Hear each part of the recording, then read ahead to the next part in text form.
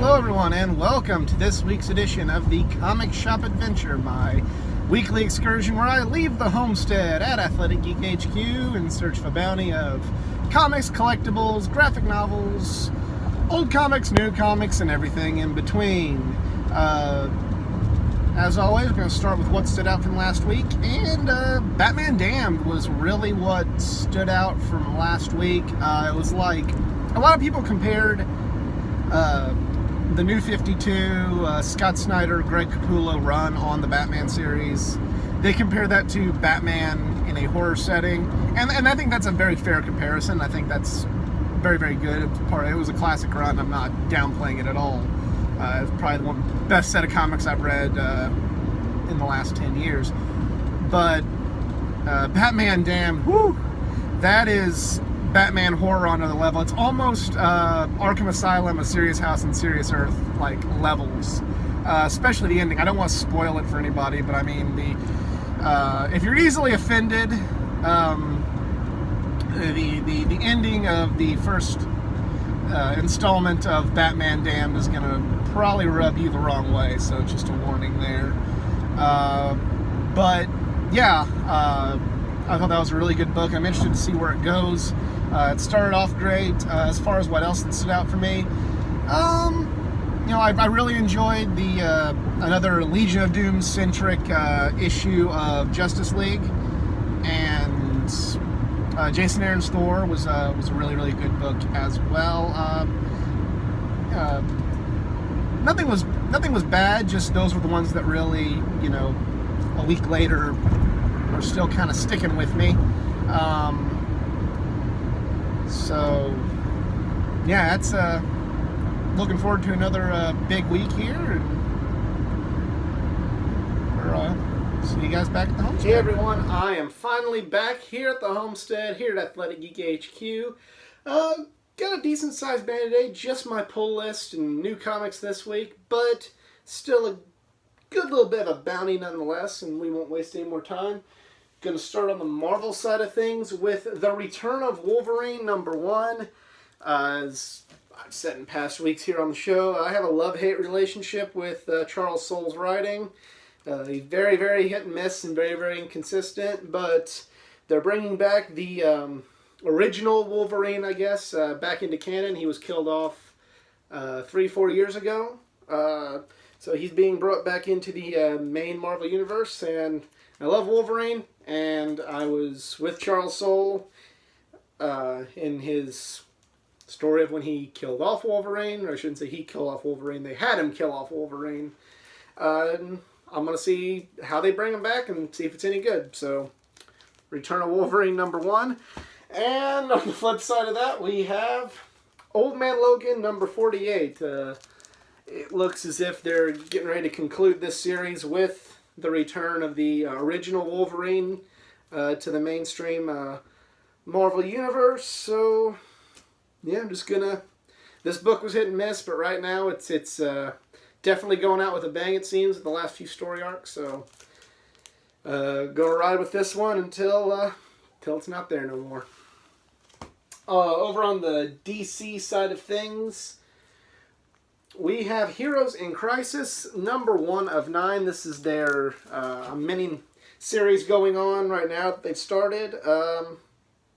It's Tom King, which, I have a love-hate relationship with him. I've loved some of the work he's done. I've also been frustrated as hell with some of the stuff he's written. But I'm going to give this a chance. I've heard, as Conrad Thompson would say, a rumor and innuendo that it's kind of preachy. I certainly hope that's not the case, because whether I agree or disagree with your message, I'm just not a fan of getting preached at in my comic books. But that may just be rumors or people misinterpreting on the internet, so I'm going to give it a shot, and if it's worth holding on to, I'll roll with this for 9 issues, and if not, then whatever. But Heroes in Crisis #1 of 9. And then the other mini-series, or maxi-series, I guess I should say, that's been going on for quite some time because of delays, is Doomsday Clock #7 of 12. I forget this book is even going on sometimes, and then I get a new issue. So there you go. It's been a good book so far, but since it hasn't been coming out consistently, you know, I don't really have a whole lot to say about it. It's the introduction of the Watchmen. Everything that got started in the original DC Rebirth is kind of being told with Doomsday Clock, and the Watchmen are coming in, and it's something that I was really, really excited about. And don't get me wrong, I still am to a point. But out of sight, out of mind, and when it's 2 months, 3 months sometimes in between issues, if I ain't thinking about you, I ain't going to get pumped up for you. And that's just the truth. But still going to keep reading it because I've read the first 6 and might as well read the last 6. And it is a good story, don't get me wrong. It's just the delays have destroyed what could have been something very, very special. But nonetheless, Doomsday Clock, number 7 of 12. We go from there to Batman Detective Comics, number 989. Yeah, this has been an okay book since the change in writing teams. It is what it is. It's not okay to, and this will be me. I mean, as you can see all the Batman stuff behind me. Obviously, Batman's something that's very important to me. Unlike other characters would maybe be on the character books unless they would be on the chopping block now. Batman, it just isn't, because I like reading different Batman stories at a time. And unless it's just something truly, truly awful, I roll with Batman books. That's my one fanboyism. That's my one bias. That's probably a number of biases. That's just one of my biases. I like to roll with Batman, and that's just... I like Detective Comics, and who knows, if it can get back on track, it may be a nice supplemental book to Tom King's just Batman series. So we'll see how that goes. Then we go to Action Comics number 1003 by Brian Michael Bendis, who's taken over both the Superman and the Action Comics titles. It says, "Can even Batman save the Man of Steel?" So I think this issue is going to be, for me, really telling on, can Bendis find the voice of other DC characters? Because he really, when he's written dialogue in the other Superman books for Batman, it's been poor. He's got Superman down pretty well, and he's got, you know, other characters in Superman's mythos down really well, but he just hasn't been able to me, write, at least for the dialogue, the other heroes in the DC universe very well at all. Granted, he came on to write Superman, and maybe that's just not a priority of his, but when you write stories like this, you've got to be able to find those voices for those other characters and be able to at least write them in a respectable way that if they're going to be supporting characters for your issue, you just gotta be able to step it up, and Bendis should be able to. I mean, he's a great writer. I feel like this is going to be an important book to see if Brian Michael Bendis can do that. But we'll see where it goes, and we'll have to rate it first. But Action Comics 1003. From there, we go to The Flash, number 55. I've been saying the praises of The Flash book ever since I started the comic shop adventure, and unless they completely go off the rails, I will not stop. They're kind of with a whole new storyline with the Strength Force instead of the Speed Force, and just really, really good writing. So many different moving parts, but they're done in such a good way, and with the way the cover looks, we're going to have Heatwave in this, and with at least on Legends of Tomorrow and the Flash TV show, I'm a Heatwave fan, so yeah, we're going to see what happens, and hopefully this book will keep churning out some hits, because it's a great book. We go from there to Justice League Dark number 3. This has been a really solid book so far, just with with Wonder Woman leading the magical characters in the DC universe and the darker characters. It's just really good, and and I'm not the world's biggest Wonder Woman fan, but putting her in there is really good for the story, and I enjoy it a lot. So yeah, I really like this team. I really like the first 2 issues, and we'll see if number 3 can keep up the good work. And the next book on the list here is Terrifics number 8.